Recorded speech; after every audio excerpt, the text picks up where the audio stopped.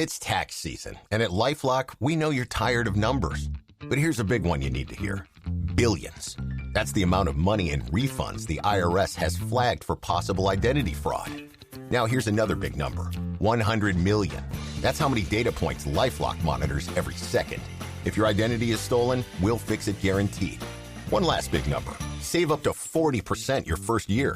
Visit LifeLock.com/podcast for the threats you can't control. Terms apply. Excuse me! Taxi! Come on, what are you doing? This is the 77 WABC minicast. And just a little bit ago, the White House announced that they have hit over 13,000 targets in Iran.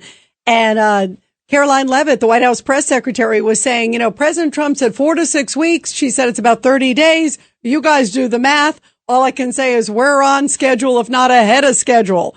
So where is all of this going? Well, let's bring in Brigadier General John Teichert, of course, great guy of U.S. Air Force and Space Force also as well, and also ran for Senate there in Maryland. General, it's great to have you here. What do you think? What do you make of all this? There's a lot of discussions of U.S. troops coming in, maybe doing some minimal tasks. They're not minimal in terms of the effort, but in terms of the numbers, but they might be doing something with Carg Island. They might be doing something with the enriched uranium. What do you think's ahead in the next week or two? Rita, thanks again for having me. And I love that the president has come back to threatening Iran's energy resources. He did it last weekend. He then delayed a deadline, but he came back to threatening this weekend.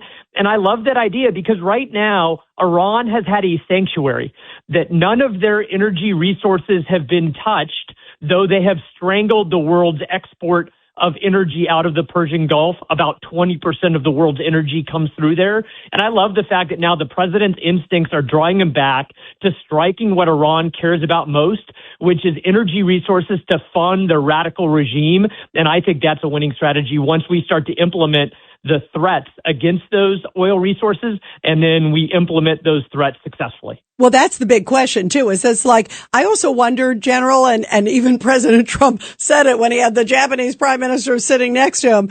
He said, you guys know about surprise. He brought up Pearl Harbor. It was that wild moment that everyone's talking about, but he likes the element of surprise.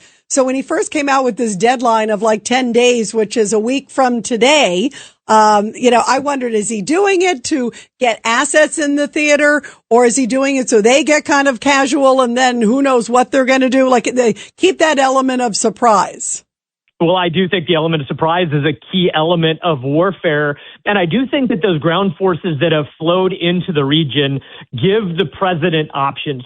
You would rather have them there and not need to use them than need them and not have them. But I think the real potency is that we've got air supremacy over Iran, certainly over their energy resources. I think unless they immediately open up the Strait of Hormuz, we start striking from the air their economic lifeline, and I think that will get their attention more than anything else thus far has. You mean Carg Island you're talking about? Carg Island, 90% of their oil comes through there, maybe other power plants in Iran also, but I think we can start permanently removing their resource potential today.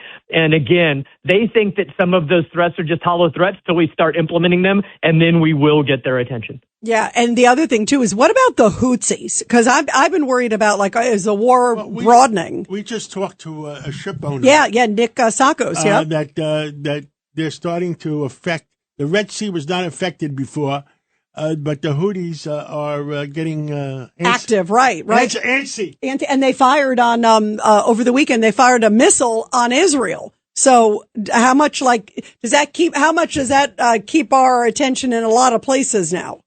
Well, it does, and I think that they are under the thumb of the Iranian regime. And so if we get the attention of the Iranian regime, then they will control the Houthis. Now, I do think they can shut off another portion of oil flow through the Red Sea and the Suez Canal that thus far has been moving pretty freely. But I think, again, if we get the attention with implementing threats against the regime in Iran, then they will tell the Houthis to stand down. Judge Weinberg. General, good to talk to you again. From a military point of view, how hard would it be to take out the Houthis? Judge, unfortunately, unless we again consider some sort of a ground invasion, they are a rogue insurgent terrorist force that controls portions of Yemen. We have struck them heavily over the course of the last year or so under President Trump, but I think they have some residual strike capability, not a lot, but some, and I think that they will use those limited capabilities when directed from Tehran to do so. Where do you think this is all going, General? I mean, do you think we're going to have to use some forces to do some sort of limited something in the near future, like, for the energy plants? Or the other one is also this enriched uranium that they have for, of course, nuclear capabilities. There was some report that maybe 82nd or something like that, the 82nd Airborne, which I know well, that they may actually play a role in this. Yeah, I do think that there's a large amount of risk when we start involving ground forces. We've got massively good joint force capability, but when you start invading heavily defended territory and then you have to hold that territory and come under strikes from an adversary in that location, then it gets dangerous.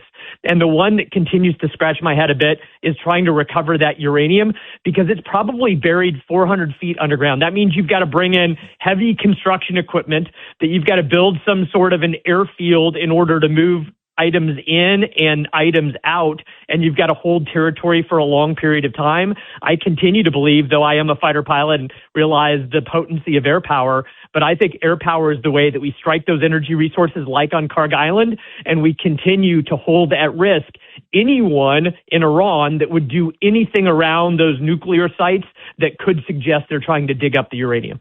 Judge Weinberg. General, is there such a concept as entombing that facility so nobody can get to it? To some extent, I think by turning it into rubble back in June, we did that. And I think that if we have to revisit now, a week from now, or a month from now, or a year from now, because we see the Iranians trying to do something to dig up that uranium, then we could strike again. But I see it as basically untouchable, that you don't know if there's a nuclear leak there underground, that it would be extremely difficult and dangerous for us or Iran to dig up and use, that I think that we continue to hold it at risk from the air, and to some extent that does entomb it permanently. Very interesting. Well, keep us posted. General, we love having you. And boy, is this the big story in the world right now. And in the next few weeks, I think are going to be telling as to where it goes. It's been incredible to see the military. And the general was with Space Command. How's that NASA flight going? Well, you know what? I think it's interesting that we really are so excited to get back to the moon. You know, it is something that excites humanity. And I think that the steps that we're taking en route to getting humanity back to the moon is something that will just ignite a whole new interest from young people in STEM and in space. Artemis, right? Wednesday, I think, right? Isn't it? There's one. Isn't there a big thing on Wednesday, I think? I think that's right. I think it's been delayed a few times, but I think that we're taking the right risk management steps to make sure it's safe.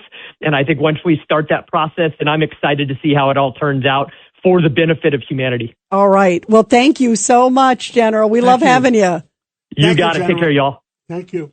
Mom, can you tell me a story? Sure. Once upon a time, a mom needed a new car. Was she brave? She was tired, mostly. But she went to Carvana.com and found a great car at a great price. No secret treasure map required. Did she have to fight a dragon? Nope. She bought it 100% online. From her bed, actually. Was it scary? Honey, it was as unscary as car buying could be. Did the car have a sunroof? It did, actually. Okay, good story. Car buying you'll want to tell stories about. Buy your car today on Carvana. Delivery fees may apply.